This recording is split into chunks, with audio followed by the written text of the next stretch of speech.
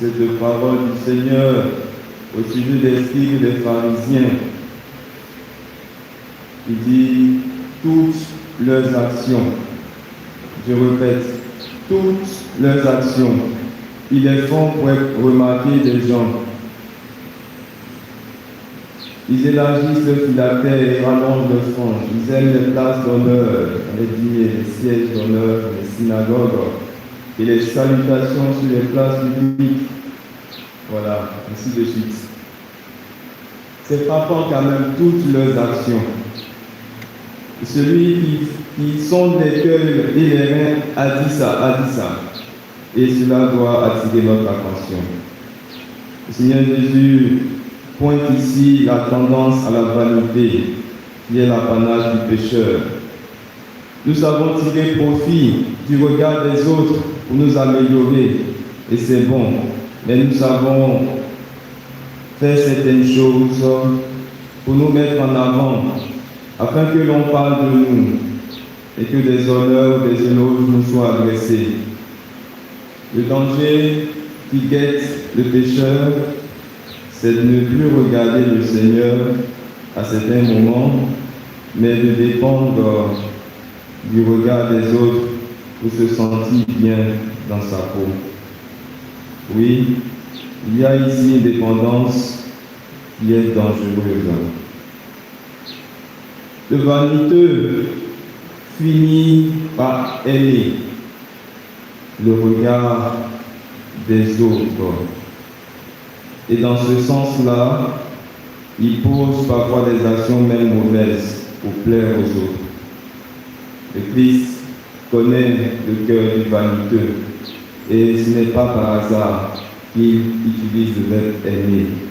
Ils aiment les places d'honneur, les dîners, les sièges d'honneur, les synagogues et les salutations sur les places publiques. Ils aiment recevoir des gens de type de rabbi.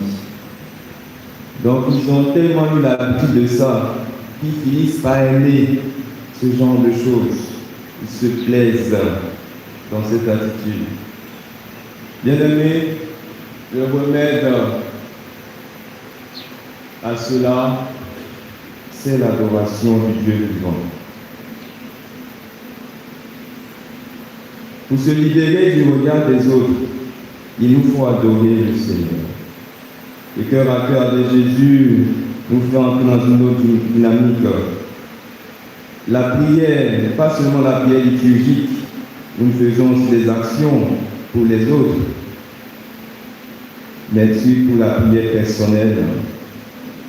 Le Seigneur nous a dit au début du carême d'aller dans le secret, le rencontrer. Ton Père te voit dans le secret. Il y a là toute une culture de l'humilité.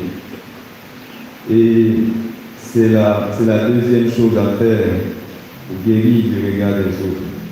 Apprendre la vertu de l'humilité.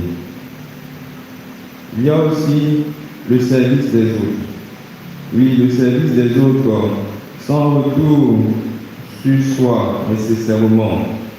On sert parce que l'on sert le Seigneur avant tout. Un jour, Jésus a dit à ses apôtres à leur retour de mission, ne vous réjouissez pas de ce que les esprits vous sont soumis, mais réjouissez-vous de ce que vos noms sont inscrits dans les cieux. Voilà, ce qui importe, c'est pour nous de rattacher toutes nos actions à Dieu, à celui qui nous donne la force de les accomplir. Et c'est important pour notre croissance spirituelle. Que le Seigneur, qui est présent au milieu de nous, nous apprenne à aimer cette attitude de celui qui rapporte tout ce qu'il fait à Dieu. C'était Abel, c'était déjà l'attitude d'Abel. Il a rapporté ce qu'il a fait à Dieu, il a offert dans une sorte de prière. Il a offert le fruit de son travail. Amen.